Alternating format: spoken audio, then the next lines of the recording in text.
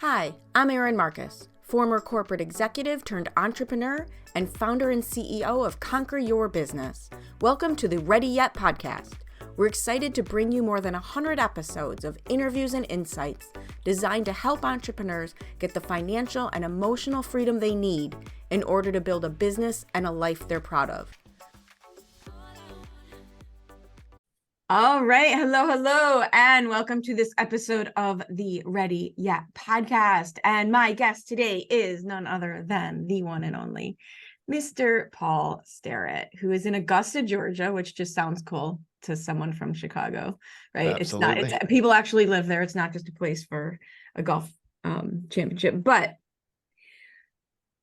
I have a million questions. We were having a great conversation before we started that I want to get into with you about team building and what that means for small businesses. So before we get into all that, though, why don't you tell everybody a little bit about who you are and what you do?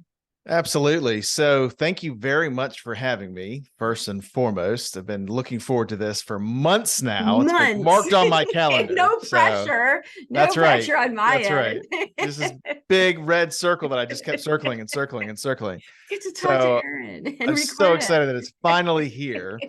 But yes, my name is Paul Starrett, and so I own White Heart Insight. And so, what we do at our core is branding and marketing, but the way we approach that is from a consumer behavior perspective, is that there is a very distinct pattern by which we all make our decisions for buying goods or services. We can either ignore that pattern, waste a lot of money, and give ourselves a lot of frustration, or we can identify it, learn about it, and really maximize all the efforts that we do. So that, in a nutshell, is what we do and who I am. Augusta is not just that 1 week out of the year. You are correct. You sure? Yeah, positive. So I've done a lot of testing that out by living here for the past 41 years. So yeah, Cool. I think I've proven that out, that it's not just that 1 week. Although that 1 week is, it's pretty important. Amazing. It's a good week. It really is. It's a good week. It's a remarkable week. If you have not been here for that week, I encourage everybody to do their best to make that happen. Nice. So, when I introduced what we were going to talk about and have this conversation about team building, I love the fact that you then introduced yourself and your company as, marketing and branding. Yeah. Because so many people think, okay, branding is a logo and marketing is advertising. Yeah. And truthfully, when you really, really focus on consumer behavior, you talk about it that way. The way that I talk about it with my clients is the document you create about going deep on your client avatar. Yeah, exactly. Is a living, breathing document that should determine your processes, your delivery systems, right? And we were talking about what happens in a small business when the business is the business owner and the rest of the team doesn't quite understand the client avatar and what the promise is. Yeah, it presents a lot of dangers in that, from the inconvenience of an owner being on vacation to the dramatic of an owner suddenly dying. And I believe that this was largely the point or a main point of Good to Great when they're talking about a clock maker versus a time teller. The clock maker leader doesn't make it about themselves, but really it teaches and encourages everybody to understand what's going on in the business, versus the time teller. They're just, it's them. And once they're gone, it's a big learning curve to try to salvage what's going on. And this was really interesting to me. And this is what, one of the things I say a lot is there's a lot of things about a corporate background that will kill you as an entrepreneur. However, there's a few things that come in handy. And one of the things that has helped me immensely coming out of corporate is this idea of delegation, that if everything's the Erin show, we're in big trouble. Yeah. And in small business, so many people go into business to do the thing that the business does because they love it. They're good at it. That's what they want to do. Yeah. And then they get stuck there by making the business about them. Exactly. Yeah. And that's true even if you are a solopreneur. If it's still about you and you don't have any processes, and if you don't have, so what you call your avatar, we call our brand manifesto. of like, hey, this is who we are, this is who we serve, and this is how we do it, and this is how we differentiate ourselves. Even if you're a solopreneur, you have to have that, or else you will never get away. Ever. You'll never, I mean, it unless you can go ahead and just stockpile enough cash, right, that you've got your blowout money. But you should always be building and be organizing your business to be able to hand it off to somebody and say, I'm going to be gone for a little while, but this is how you keep this going. Right. Yeah. And there is a big difference between someone who chooses to be self-employed and someone, freelancer. That's a model of making money. That's fine. Oh yeah. But that is a different model than a business owner. And I think that word gets really muddy with the concept of entrepreneur, right? Yeah. And, not to mention the problem that entrepreneur used to mean like venture capitalist, and now it means, the really nice lady that sells vitamins and leggings and Color Street now, that, right? Yeah, exactly. Kind of taken that word, but there's no wrong answer to me. If you want to be a freelancer, if you want to be self-employed, if you want to be a business owner, there's no wrong answer, as long as what you're doing is doing it on purpose and not because I you got agree with yourself that. stuck. Yeah, I agree with that for sure. Well, and I think a lot of that comes from like the lack of distinction between an entrepreneur and an entrepreneurial spirit. Yes. Yeah. I know a lot of people who have an entrepreneurial spirit, but they're not entrepreneurs. And if they're honest with themselves, they don't really want to be an entrepreneur. Yeah. And I've had a number of friends that tell me, it's like, I live vicariously through you because you're doing it. Because you're doing the thing. Yeah. And, and truthfully, the dream, the self-direction, the flexibility of time, the whatever it is, the living life on your terms, getting over the bridge into business owner is the price we have to pay to get to do the thing. Because it ain't easy. What is it? If it was easy, everyone would be doing it. Yeah, it is not easy. It is not easy at all. And I think the term founder is also typically seen in that venture capitalist world. But I mean, a founder is squarely found within an entrepreneur as well. Yes. And I will tell you, this was one of the pieces of advice that I was given early on, and I did it, and it was one of the most monumentally uncomfortable things, and I've stuck with it, and now I just don't care, is I introduced myself as founder and CEO of my business. And I will tell you that when it was me and the cat, that was really uncomfortable. And it sounded stupid. Yep. But it was also a self-fulfilling prophecy. Without a doubt. Yeah. Those are the types of things that, if you really are thinking about it, we come across those moments frequently as we make the decision to begin, and then as we make the decision to continue, and then make that decision to continue about 500. Yeah, exactly. About 500 times a week. Why am I doing this? Yeah. Yes. Oh yeah, that's why. Yes, let's go. They said it'll be fun, they say. Oh yes. But yeah, I mean, that really is. Yeah. But I think that really is that if you don't give yourself those affirmations and give yourself the ability to believe in those things, you've already limited yourself from the get-go. And it's the same thing when you build your business around yourself, and you were talking about, you don't get to go on vacation, you go, God forbid there be an emergency. But the truth is, you're also putting a cap on your income. Exactly. That's another big danger for sure. So, and take that out into the team aspect. We referenced that when we first started talking, is that most people, they skip over a number of steps, and they'll say, all right, I've got a logo, I'm going to go start advertising. And I heard someone say the other day, a good friend of mine, this may be a little bit too harsh, but advertising is for losers, because it's so easy to get there. We have more avenues to quote unquote advertise than ever.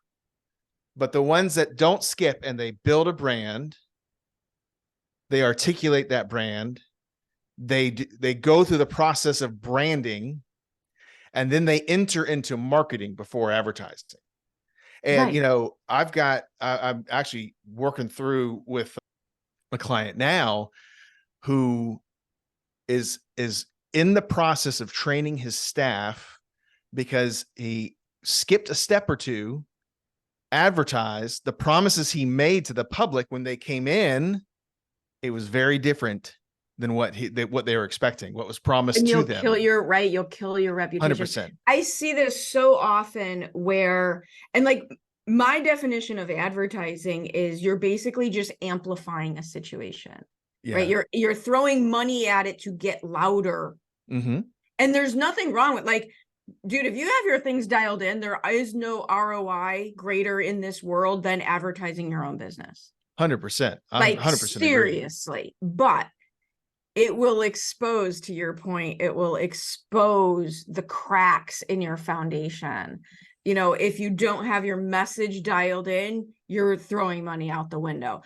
But maybe you got a great message and you figured out the click-through rate and all of the, you know, make the phone ring. But if you don't have your service dialed in, my big thing is test it organically before we throw money at it.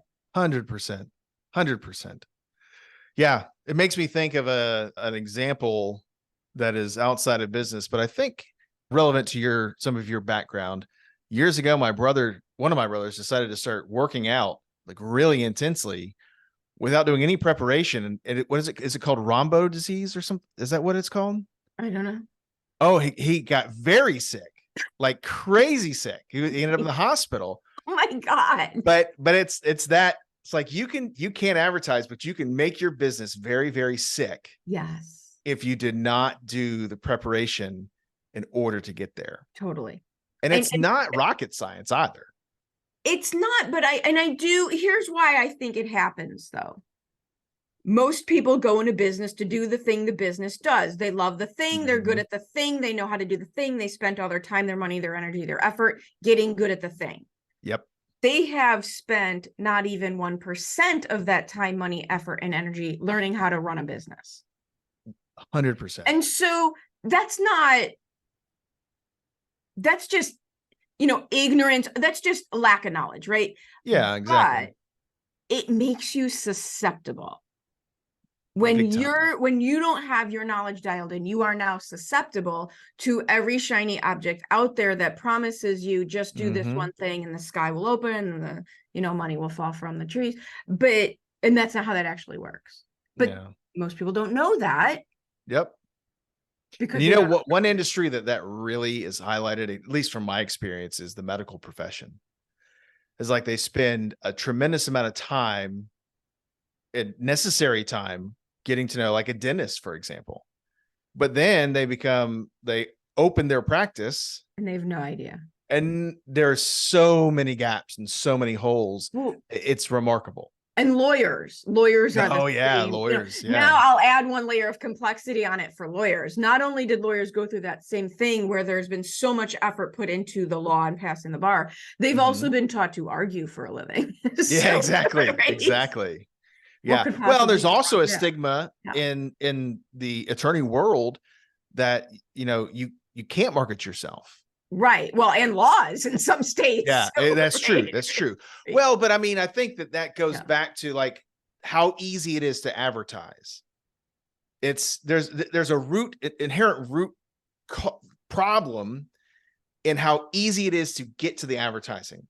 To get to the. I mean, back when I started my career, for a couple $100, you could convince some AE to run a spot schedule on cable, and they just produce any old spot for you, and boom. And now you just need your phone. Exactly. Well, and okay. Exactly. So I'd love to get your take on this as someone who goes deep in that marketing and branding field. There's a lot of people right now who are very, very upset, and I get it. They've lost their business because the market in general, business in general, isn't as easy as it has been. Okay. It's noisier than ever, right? It's absolutely the online marketplace. If we just even stay in that world, LinkedIn, Facebook, whatever, it's noisier than ever. Yeah. And to me, this is what I've been waiting for. Exactly. Because it's easier to me than ever to rise above it. Yes. Yeah. So from the way we process information, the reason that most businesses find it so difficult is because they're mimicking everybody else. They're not taking the time to articulate their distinction, what really differentiates them, and then finding a real way. I hesitate to say authentic because authentic has become such a buzzword. I've been using the word human. My book comes, I'm putting together an ebook. I think we'll have it ready in the next 2 weeks called Connect as a Human First. Oh, that's awesome. I can't wait for that. So that's it. That title of that book is it, because it's like, you can't make anybody buy anything, but something happens and it pushes somebody into a transactional mode. The first thing that we do when we need something as human beings is we look for someone we know. So if I'm going to move I just bought a new house, I'm going to move and I need help, I'm going to go to the first ring of people, my close friends, and say, hey, I need your help. And if there's not enough help there, if I can't satisfy my need, I go to the next ring, but it might cost me a little bit more. I might need to bring some beer and say, hey, Erin, can you come help me out? Because it's not a good friend, it's an acquaintance. Exactly. Right. But if there's not enough in that ring, I'm gonna have to go another ring out, and I'm probably gonna have to throw some pizza and the beer to get them.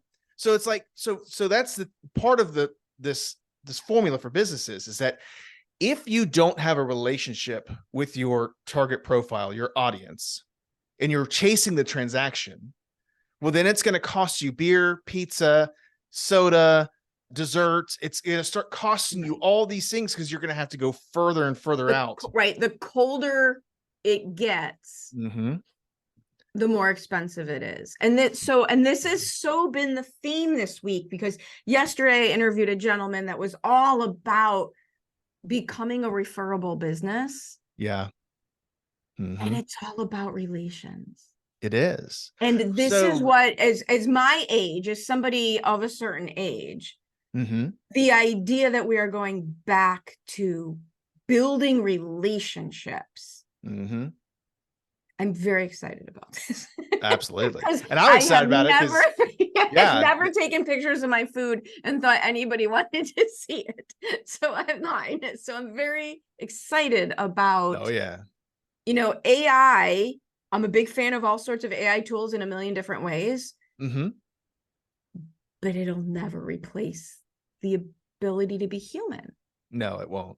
It won't. And it is wholly dependent on someone being able to be human for it to learn. Right. And that's, I think a lot of people miss that point. But going back to the rising above, there's so much noise. I don't remember if this is correct, so someone can fact check me on this, but the area of our brain, I think it's called Broca, that processes, well, let's just say whatever the area of our brain that processes information. If it sees something, but that's it. Okay. But if it sees a piece of information that it has already seen, or if it says this looks enough like something I've already processed, then it just tosses it out. And within 72 hours, we scrub 92% of everything we take in. But what we retain are things that we have a emotion connection with. Correct. Which is where relationships come from. So if businesses want to rise above, then speak in terms and speak when people can actually process things. So facts and figures before somebody's ready to buy, no one cares. No one cares. But, something that I can remember on an emotional level, when I'm ready to buy, I think, gosh, you know what? Erin said something that resonated with me about that. I'm going to just give her a shout and see if she remembers what it was, or if I can connect those dots. An example I like to use, and this is no longer the case for me, but it was at one time, Men's Warehouse, you're going to like the way you look. They spent 8 years, my 4 years in high school and 4 years of college, telling me I was going to like the way I look. And once I graduated, I had to look the part to get a job. I was like, somebody told me I was going to like the way I look. Once said I would like that. Right. Well, hell, they told me that for 8 years. And I spent a whole bunch of money with them until they stopped telling me, because they got rid of their CEO because apparently he wanted to smoke some weed or something. And they stopped telling me that. And they just have not been on my radar. Yeah. Isn't that interesting? And it's no different than if you think about a friend that you once were close with, but you stop communicating and you think, gosh, I wonder what they're up to. I miss that relationship. It's no different. It's called being human. It's right. The ebook that you're coming out with. But it's also, like, to your point though, with our brains, there's a consistency that has to happen. Mm-hmm. And I'll tell you where, as smaller business owners or as thought leader experts, as a lot of my clients are the personal brand out in front of the scalable business. The part that gets so hard is when it just feels like nobody's listening. Yeah. Right. Yeah. Getting past, we've been joking around about the price you pay to get to where you are. And the price I keep saying that I pay to get to where I want to be is being consistent when it feels like no one's listening, when it feels like no one's working. To your point about Men's Warehouse, it didn't work for 8 years. Yeah. Until you became a potential buyer and not just observer. Well, I would say the way I would articulate that is it did work because they built a relationship with me. And then once I had a need, once I became transactional, all the options that I looked at, well, Macy's didn't tell me I was going to like the way I look. So they didn't make me feel good the past 8 years. Sears didn't tell me that either. Of course, my grandfather shopped there, but I was my grandfather. I want to look like my grandfather. Right? Exactly. So it did work for 8 years. They just put in the time, the consistency, so that when I moved out of that relational phase into a transactional phase, it's what we call top of mind awareness, right? Right. But it takes effort and time to become that. Here's the other thing they did, and I've been really looking at this a lot lately. Talking to people's identity. Mm-hmm. Yeah. Right? Going back to our example of your good-looking suits when you graduated college, you didn't go to Sears not just because Men's Warehouse made you think you'd like the way you look, but also you associated Sears with somebody else's identity. Mm-hmm. Sure, absolutely. Right? And there's a lot there, especially now. And if you want to know why people can't change people's minds on social media and why everyone's so over the top with some of their opinions, it's because it's so tied exactly to identity. Can you talk to people at the point of their identity, showing them you understand it? It doesn't have to be in a negative or manipulative way. No, not at all. Well, and I love that you say that, because what Sears was my go-to for? Was Craftsman. I know, we're the same exactly. age. It was tools. Yes. Yeah. But they're not there anymore. Now Lowe's is where Craftsman is largely at, or available to me. But yeah, that's an excellent point, is that, well, I mean, think about cars. Are you a Chevy guy or are you a Ford guy? Are you I'm a Ford guy, 100%. Right, like people 100%. know this. So what are you doing in your business to create community, to create relationships, to create the top one who's done this better than anybody's Harley Davidson? Yeah. Oh yeah, 100%. Yeah, big time. I wrote a piece a while back. It's called Pass the Salt. And it dawned on me that my dining room table is a great example of how businesses need to communicate with the people that are out in front of them. So just a quick, I've got 6 children. So there's 8 people or 7 people that I'm looking at across this table, right? And Miles, who was like 4 or 5 at the time, sits to my left. And Liam, who was 6 or 7 at the time, sits to my right. Cute kids. Completely useless if you want to get anything done. You go a little bit further out, and Addison's in the middle to my left, and Gabe's in the middle to my right. About the same age, but Gabe's he's still out there. But Addison, man, she can get it done. It's a boy versus a girl. Exactly. At that age. You go a little bit further out. Olivia and my wife are both fully capable, but they're further out. And then Charlotte's over here, the cutest distraction ever. I have no business messing with her if I want to get what I want out of this. So. But it is like that. It's like being able to recognize these are the people in front of me, and qualifying out. But qualifying, everything you just said, though, was about personality. Yeah. We're back to being a human. Exactly. 100%. It's emotional intelligence. Yes, it is. And it's okay to not try to speak to everyone. You're better off. It's a big time saver. Like, just don't do that. Trust me on this. Tried it. Didn't work. Like, yeah, it's a huge time saver because those people won't like you. Like, one of the things that first of all, we learned this when I got my MBA and we have this capstone class, right? There's no money in the middle. Yeah. There's no money in the middle. There's no money in beige, right? No, like there's not. If you're trying to be everything to everyone, or at least something to everyone, you end up being nothing to anybody because nobody knows what to do with you. Yeah. And they you're have no way to identify with you. Yeah. Are you and again, it's all what you choose. You can be the low-cost leader. Walmart is a bigger company than Bloomingdale's. Yeah. But are you a Walmart person or a Target person? And it's totally fine and either one of them have a particular place and time. Right. For everything. But they are disciplined to who they are. Absolutely. And that's what they do. Who they're not. And that's one of my big things right now is being more aware of what I'm not and saying no to what I'm not. Yeah. Yeah. That is really important. That is. And that's a scary thing as a business owner. Yeah. Until you kind of get over the bridge of the volume. If you're stuck at the volume where you feel scared by doing that, it's a hard bridge to cross. Yeah. Yeah. Well, it's because it's like, if you label everything as an opportunity without qualifying the opportunity, then you don't want to miss out on an opportunity. Right.